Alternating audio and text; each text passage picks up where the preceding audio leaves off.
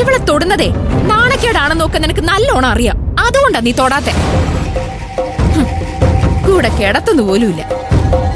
അതല്ലേ വാസ്തവം? ഇനി മുന്നോട്ട് പോയാ ഞാൻ എന്താ ചെയ്യാന്ന് എനിക്കറിയില്ല. എന്ത് വേണമെങ്കിലും ചെയ്യാം സൂര്യ. എന്നെ തല്ലണോ? തല്ലാം. ഇനി കഴുത്ത് ഞെരിക്കണോ? അതും ചെയ്യാം. പക്ഷേ അതുകൊണ്ടൊന്നും ഞാൻ പറഞ്ഞത് വാസ്തവമല്ലാതായി തീരുന്നില്ല സൂര്യ. സത്യം പറഞ്ഞ നിങ്ങൾ തമ്മിൽ ഭാര്യ ഭർത്തൃബന്ധത്തിന്റെ ഒരു ലക്ഷണവും ഇല്ല. പിന്നെ മറ്റുള്ളവരെ കാണിക്കാൻ വേണ്ടിയുള്ള ഓരോ വേഷം കെട്ടല്. എന്നിട്ട് സൂര്യയോട് നന്ദിനിക്ക് തീർത്താ തീരാത്ത ആരാധനയാണെന്നൊരു പറച്ചിലും. ആരാധനയൊക്കെ ഉണ്ടാവും. ആർക്ക് ആരാധന ഉണ്ടാവുക? അടിമ കൂട്ടങ്ങൾക്ക്. ദാറ്റ് മീൻസ് നിങ്ങൾ തമ്മിലുള്ള ബന്ധം പോലും ഒരു അടിമയുടെ ഉടമയുടെ കൂട്ടം. അതിന്റെ അപ്പുറത്തേക്ക് ഒരു ചുക്കുമില്ല. എന്താടാ, നിനക്കിപ്പോ ഒന്നും പറയാനില്ലേ? അല്ല, കുറച്ചു നേരമായി ഹരിത നിന്നോട് ചോദ്യങ്ങൾ ചോദിക്കാൻ തുടങ്ങിയിട്ട്.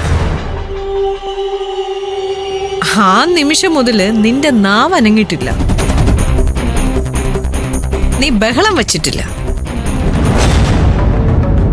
എന്തേ? എന്തു പറ്റി? പത്മ വെറുതെ ഇരിക്കേ. അയ്യോ, ഞാൻ ഒന്നും പറയുന്നില്ല. തളർന്നു നിൽക്കുന്ന കണ്ടപ്പോ വെറുതെ ഒന്ന് ചോദിച്ചു പോയതാ.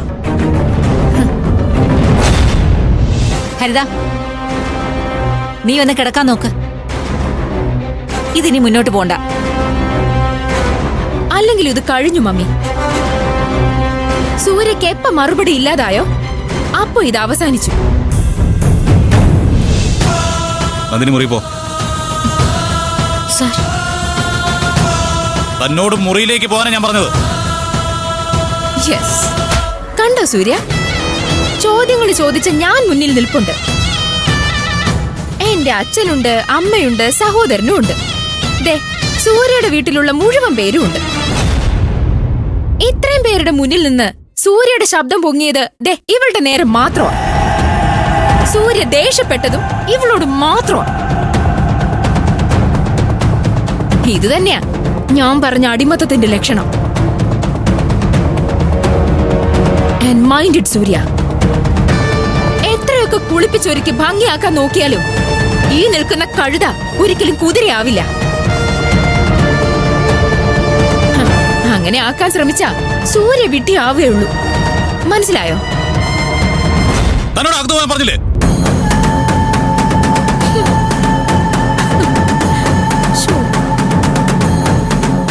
നന്ദിനിയുടെയും അവളുടെ അച്ഛന്റെയും രക്തത്തില് ഭയം കലർന്നൊരു ബഹുമാനമുണ്ട്. അത് അവരെ സ്നേഹിക്കുന്ന എല്ലാവരോടും ഉണ്ട്.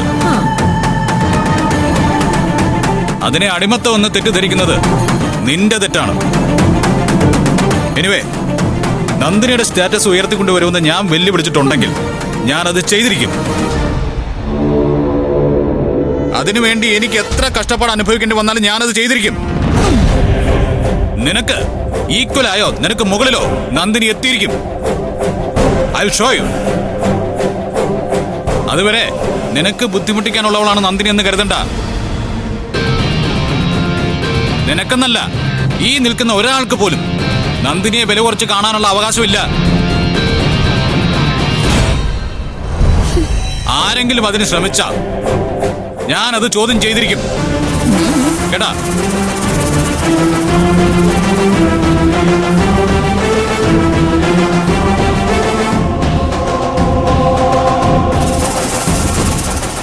പറഞ്ഞ് അവസാനിപ്പിക്കാൻ കുറച്ച് കനം കൂടിയ വാക്കുകൾ വേണമായിരുന്നു സൂര്യക്ക്.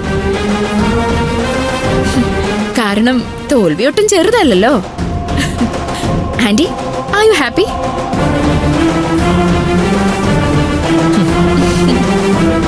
ഈ ധൈര്യം നീ കാണിച്ചു മാത്രമേ ഈ വീട്ടിൽ ഞാൻ കണ്ടിട്ടുള്ളൂ മോളെ. Thank you aunty.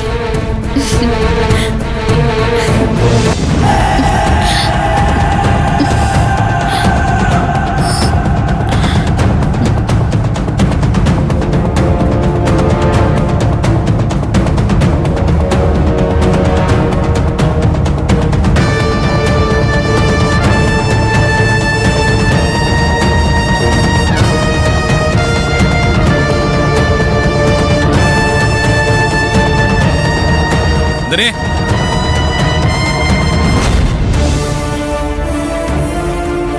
Nandini Nandini Nandini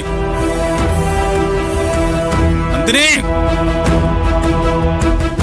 താ ഉറങ്ങല്ലാന്ന് എനിക്ക് നന്നായിട്ട് അറിയാം മര്യാദയ്ക്ക് എഴുന്നേക്കണേ ഞാൻ പറഞ്ഞത്. നന്ദിനി